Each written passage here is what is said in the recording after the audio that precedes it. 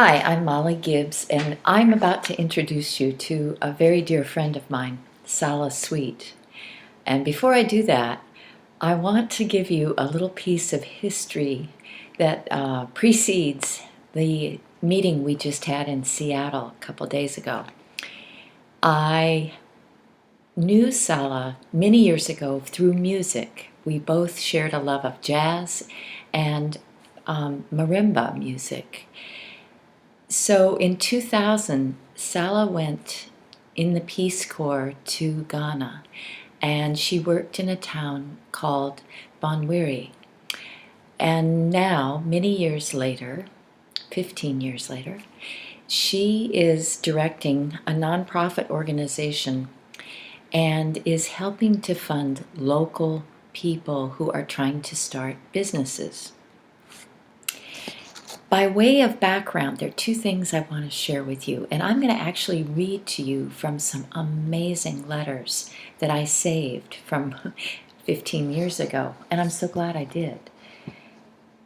Sala's talking about music here, and she's talking about Dumasane Marari, who died in Zimbabwe about 15 years ago. He was very well known here as the father of marimba and the father of a lot of kids, as Sala put it.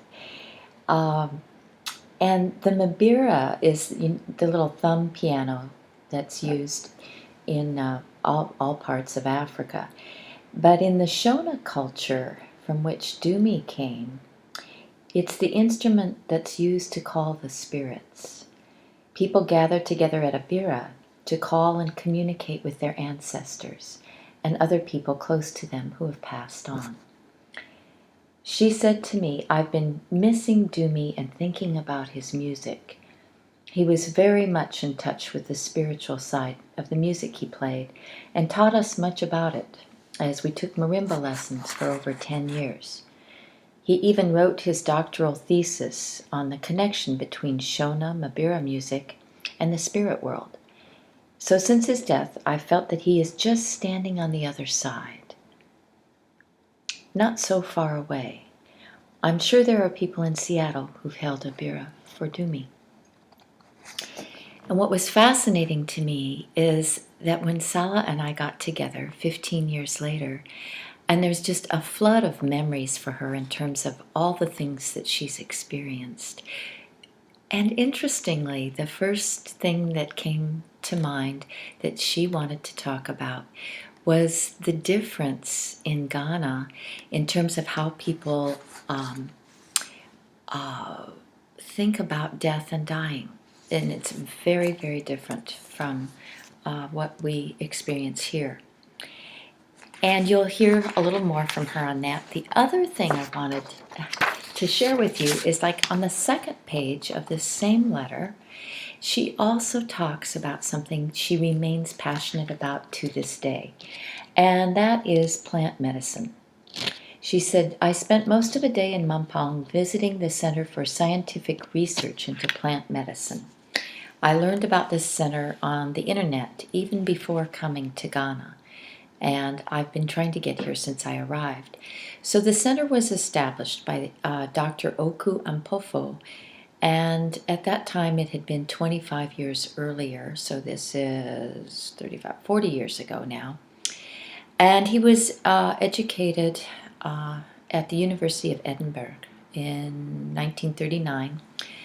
And unfortunately, when he returned, although the British had agreed to educate him, he was denied employment as a doctor because he was African. In 1940, he started his own clinic in Mampong, Akuapam. Because he had no Western medicine or equipment, he consulted with traditional healers. He was able to successfully treat malaria, asthma, chickenpox, bronchial pneumonia, abdominal pains, and other widespread diseases in the area. So he developed this interest, a real passion in plant medicine, and traveled throughout Ghana to gather information from healers. And he retired at 62 as a doctor. However, he pursued plant medicine throughout the world, and particularly in Ghana. and he lived to be 90 years old.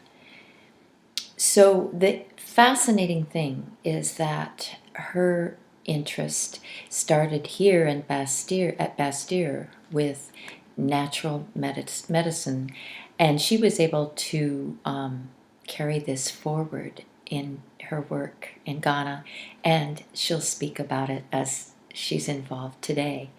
I am reminded by Sala very much that I am terribly impatient with how long it takes for a dream to unfold, and I am embracing the humor behind all of this in terms of how each of us has a path, and the path unfolds as it's supposed to.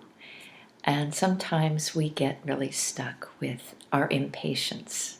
And today I'm embracing both the impatience, because it's an expression of the desire to create something you're very passionate about, but at the same time to hold ourselves a little lightly in terms of how quickly some of us expect things to happen. I hope you enjoy these interviews with Sala.